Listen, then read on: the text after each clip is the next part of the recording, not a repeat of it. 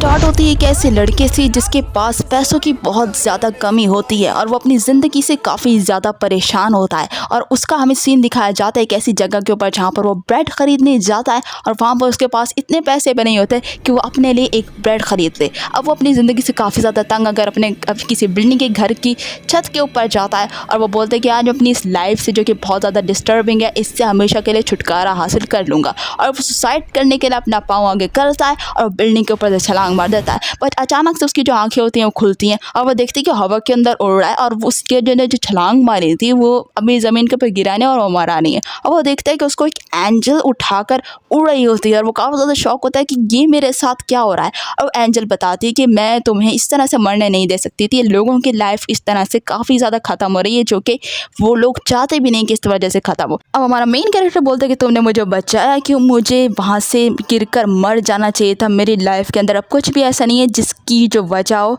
कि मैं जी सकूँ। ना मेरे पास अच्छी ज़िंदगी है, ना मेरे पास मनी है और ना ही मेरे पास ऐसा कुछ है जिसके लिए मुझे आगे जाकर सर्वाइव करना पड़े। और एंजल बोलते कि अभी तुम्हारी ज़िंदगी जो है वो एंजल्स बचपन से देखते आ रहे हैं और तुम एक काफ़ी ज़्यादा अच्छे इंसान हो जिसको बहुत ज़्यादा पावर डिज़र्व करती है। और वो उसे बताती कि तुम्हें इस तरह से मरने देना हमारे लिए एक बहुत बड़ा लॉस होगा। और वो उसे बोलती कि तुम्हारे साथ बहुत ज़्यादा ऐसी चीज़ें हुई हैं जो कि तुम्हारे इल्म में भी नहीं है। अब हमारा मेन कैरेक्टर बोलते हैं कि मुझे नहीं समझ आ रही कि तुम मेरे साथ क्या क्या कह रही हो और मैं तुम्हें इवन देख भी कैसे पा रहा हूँ अगर तुम एक एंजल हो। और बोलते हैं कि सिर्फ मैं ही नहीं, अब अगर तुम मुझे देख पा रहे हो तो तुम दूसरे लोगों को भी देख पा रहे हो कि वो भी जो है वो अपने साथ किसी न किसी एंजल को रखते हैं और जो लोग मरते हैं उनको भी एंजल लेने आता है। और वो बोलते हैं कि मैं एक स्पेशल ग्रेट एंजल हूँ जो कि तुम्हारे साथ जुड़ी हुई थी बचपन से। और वो उसे ये भी बताती कि अगर तुम चाहो तो तुम्हारे पास भी ये काफ़ी ज़्यादा पावर्स आ सकती हैं जिनको पाने के बाद तुम वाकई जीने की ख्वाहिश करोगे। हमारा मेन कैरेक्टर बोलता है कि मुझे तुम्हारी कोई बात समझ नहीं आ रही और मुझे तुम प्लीज़ मर जाने दो, मुझे मत बचाओ।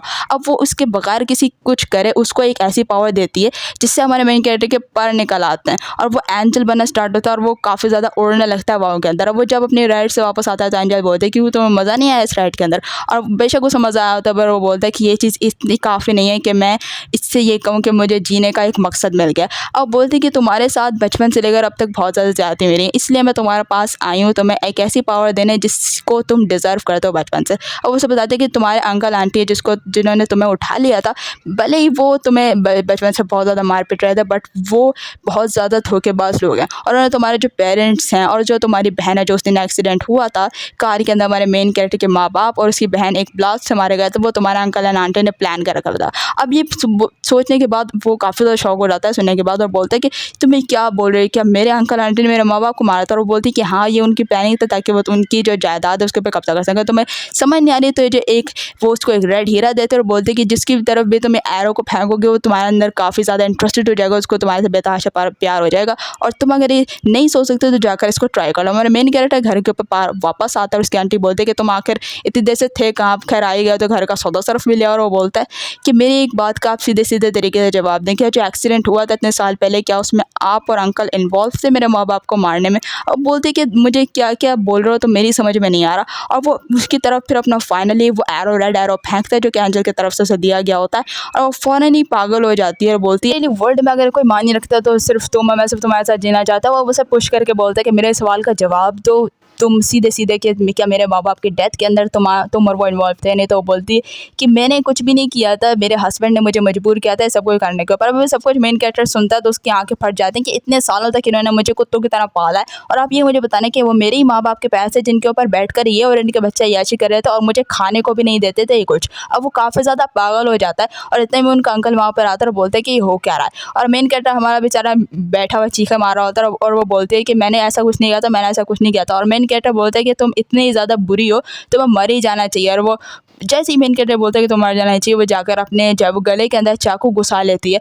और वो फ़ौरन के फ़ौरन मर जाती है। और ये देखकर उसका जो शौहर है वो भी काफ़ी ज़्यादा पागल नज़र चीखता है और हमारा मेन कैरेक्टर सारी चीज़ें देख के काफ़ी ज़्यादा हैरान होता है कि उसको एक एंजल नज़र आता है जो कि उसकी बॉडी को उठा कर ले जाता है। अब हमारे मेन कैरेक्टर को सब कुछ समझ आने लगता है कि ये सारी चीज़ें लाइफ का स्टेप बाय स्टेप हिस्सा हैं और जो कि उसके साथ हुआ है वो सबसे इसका बदला लेगा। और वो एंजल बोलते हैं कि अब तुम्हें सब कुछ समझ आ रहा है कि तुम्हारी लाइफ वैसी नहीं है कि तुम अपनी लाइफ को अभी ख़त्म कर लेना चाहिए, तुम्हारे पास बहुत ज़्यादा वाली ऐसी चीज़ें जिसका अब तुम इन एरोज़ को यूज़ करके यूज़ कर सकते हो। अब मेन कैरेक्टर हमारा 3 दिन तक अपने घर में इसी तरह से बैठा रहता है और एंजल बोलती है कि तुम्हारे बैठे रहने से आखिर सिचुएशन बदल तो नहीं जाएगी, तुम्हें अपने आप की बॉडी को मूव करना होगा, कुछ ना कुछ ऐसा करना होगा जिससे तुम आगे जा सको। और फिर वो बोलता है कि आखिर तुम एंजल्स के अंदर स्पेशल ग्रेड वगैरह होता क्या, तो वो बोलते हैं कि एंजल्स का जो सबसे ज़्यादा जो गॉड होता है वो वही होता है जो कि सबसे ज़्यादा इन एरोज़ को ठीक डायरेक्शन के अंदर यूज़ करे।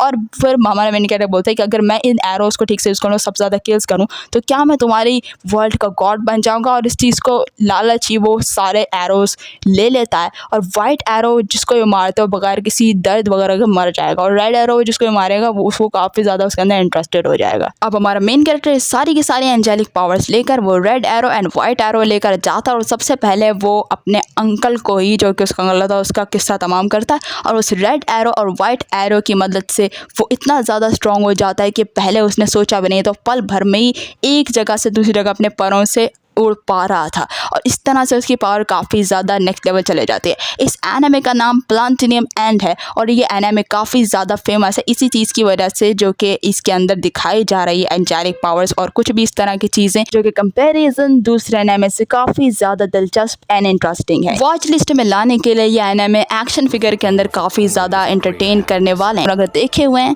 देन अपना एक्सपीरियंस शेयर कर सकते हैं। चैनल पर नए हैं तो सब्सक्राइब करना बिल्कुल भी मत भूलना।